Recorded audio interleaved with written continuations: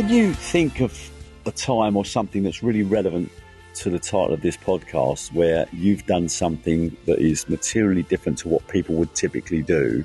And if so, what was it and what was the outcome? Sure. So a couple of things come to mind. The first one, which is the most recent memory, is with regards to the book launch, Jeff. So I know lots of authors who have published books, whether it's self-published or through a traditional publisher. And typically, most were announced on social media.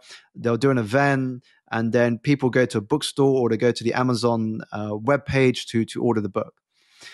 Now, what I wanted to do different is to really drive excitement, attention, and interest into the book, but not just the book, but the ideas in the book. So what I did different is a few months before the book's publication, I wanted to explore some very unique collaborations. Because what I've discovered along the way is that diversity is power. When you surround yourself with people doing different things to what you do day to day, it gives birth to originality. And so to share a few examples, one of the things that we did is we partnered with the Connaught Hotel in London's Mayfair, which at the time housed the world's best bar. And the head bartender, a guy called Ago Peroni, he mixed a cocktail called Energize. So there was a cocktail created inspired by my book Energize. And so we shot a video of this cocktail being made with someone that worked in Jamie Oliver's production team. We shared the video on social media. So he shared it on his platform. I shared it on my platform. And we came up with this idea that for 4 weeks after publication, if you went to that bar and you ordered the Energized cocktail, it would be mixed in front of you and then presented on a signed copy of my book. Oh, and brilliant. So that created an experience that people wanted to take videos of, take photos of. It was such a unique experience that, yes, it was about the book, but it wasn't the book at the forefront. The book was a supporting act to the cocktail. That was the first one that came to my mind. The second one is when it comes to relationship building. So, one of the things I've learned is relationships are so powerful.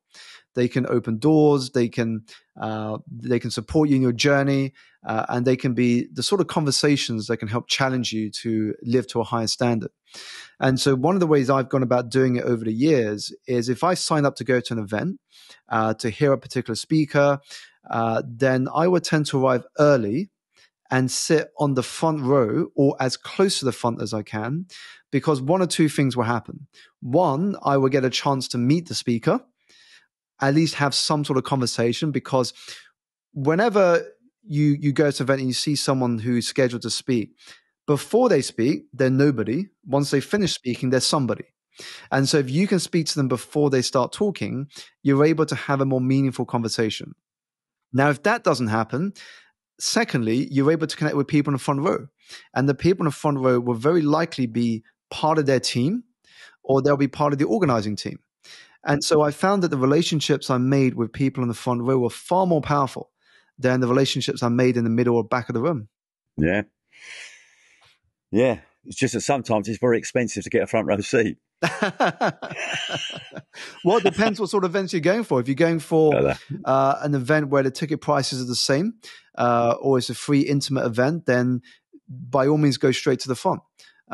Take advantage of the fact that you can get there early, and you can build relationships with the speaker and the team involved. I agree with everything you're saying, because it's just it comes naturally, I guess, to people that are enjoying the type of lives we're enjoying, which is about sharing knowledge, gaining knowledge, meeting people, and relationships. Listen, life is built on relationships. It's a bit of a cliche in the world where people don't buy your products. They buy from people, and I think sometimes we as a population we underestimate the power of relationship and the importance of relationship and the importance of curiosity about people. And sometimes you might meet somebody that, I don't know, has organised the cleaning out of beehives. You think, well, I don't care about beehives. I don't understand them. I have no interest in them. So therefore that will influence your need or desire to talk to that person. But yet when you go and talk to that person, you'll be amazed at what comes out of that conversation, which is interesting. But you've got to not judge, I guess, is the word. It's about non-judgmental. Absolutely. I mean, some of my best relationships have come from people who didn't obviously on paper have a reason for connecting with me.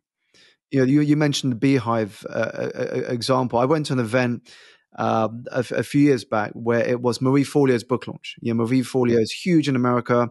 She's got a substantial following on social media. And I didn't get a chance to meet with Marie because, as you can imagine, the whole room wanted to meet with Marie. But instead, I connected quite randomly with her hairdresser, who I didn't know at the time was her hairdresser. It was only at the end of the conversation I knew he was her hairdresser. But we connected and we stayed in touch. And I said, how long are you in London for? I'll send you some names of restaurants and bars you should check out. And we kept in touch since then. And when it came to collecting the endorsements for my book, I just sent him a message and said, hey, would you be open to checking base with Marie and seeing if she would be okay to give me an endorsement? And he championed me. He fought for my cause. And he said, Marie will be sending you an endorsement tomorrow morning. Wow. And that was through a hairdresser.